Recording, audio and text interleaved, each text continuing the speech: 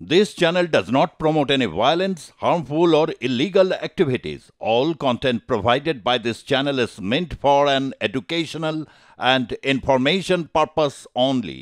রাজ্য বিধানসভায় শাসক বিরোধী একটা সহমতের জায়গা আসলো দেখা গেল, বিষয়টা একটু যদি খোলসা করেন। না, এখানে মাননীয় মুখ্যমন্ত্রী যিনি আমাদের হাউসেরও লিডার, তার নির্দেশে আমরা একটি রেজলিউশন, এখানে মোশন আন্ডার রুল 185, এটা আমরা নিয়ে এসেছিলাম আজকে, এবং আমি প্রস্তাবটা নিয়ে এসেছিলাম।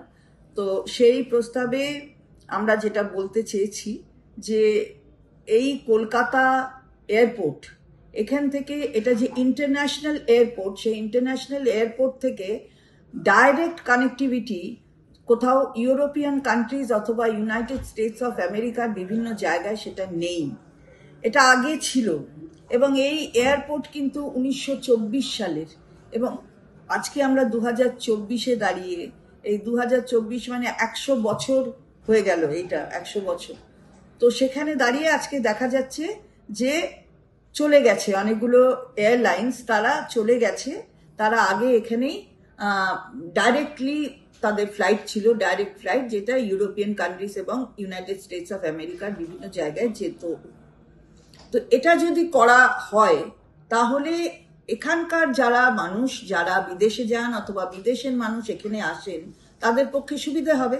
কারণ বিদেশের বহু মানুষ তো এখানে, যেমন দুর্গাপুজোর সময় আমরা দেখি বহু মানুষ আসেন এখানে, ট্যুরিজমের বিভিন্ন ক্ষেত্র আছে, তার জন্য আসেন, ব্যবসার জন্য আসেন এবং আসতে পারেন।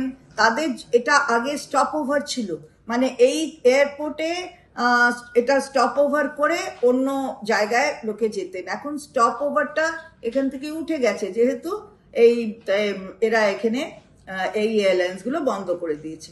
তো এগুলো তো অসুবিধা হয়, যেমন লাগেজ ইন্টারন্যাশনাল ফ্লাইটের ক্ষেত্রে তার ওজনের যে পরিমাপটা দেওয়া হয় সেটা একরকম, আবার ডোমেস্টিকের জন্য একরকম। সুতরাং কেউ যদি ফ্লাইটে আসেন, ইন্টারন্যাশনাল ফ্লাইট ধরে দিল্লি অথবা মুম্বাই, তিনি এক ধরনের ওজন নিয়ে আসলেন, আবার যেই কলকাতায় আসতে হবে তার ডোমেস্টিক ফ্লাইট ইউজ করতে হবে, তাকে কিন্তু এক্সট্রা দিতে হচ্ছে।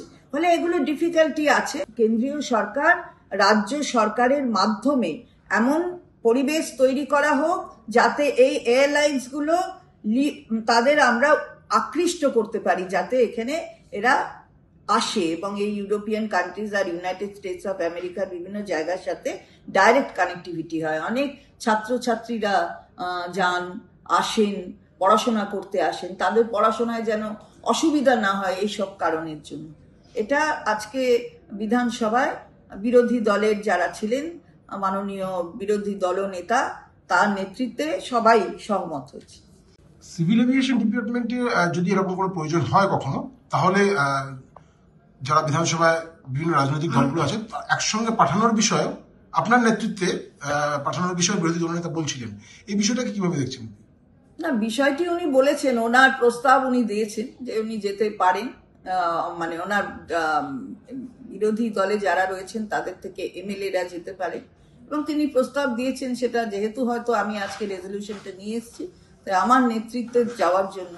অ্যাকচুয়ালি দেখুন, কে যাবেন কে যাবেন না এটা লিডার অফ দ্য হাউস যিনি, তার উপর নির্ভর করে কোথায় কোথায় প্রস্তাব, কিন্তু উনি দিয়েছেন। লিডার অফ দ্য অপোজিশন তিনি এই প্রস্তাব দিয়েছেন।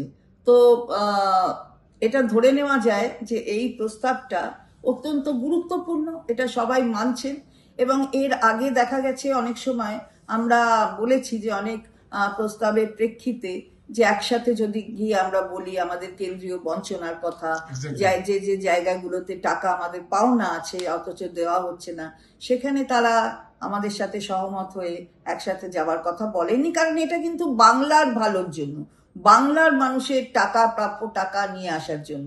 এখানে কোনো বিরোধী কিংবা সরকার পক্ষ এর মধ্যে কোনো বিরোধিতা থাকতে পারে না। কিন্তু আজকে এবারে দেখলাম যে উনি এটা সহমত হয়েছেন যে এটা নিয়ে একসাথে যাওয়া যেতে পারে।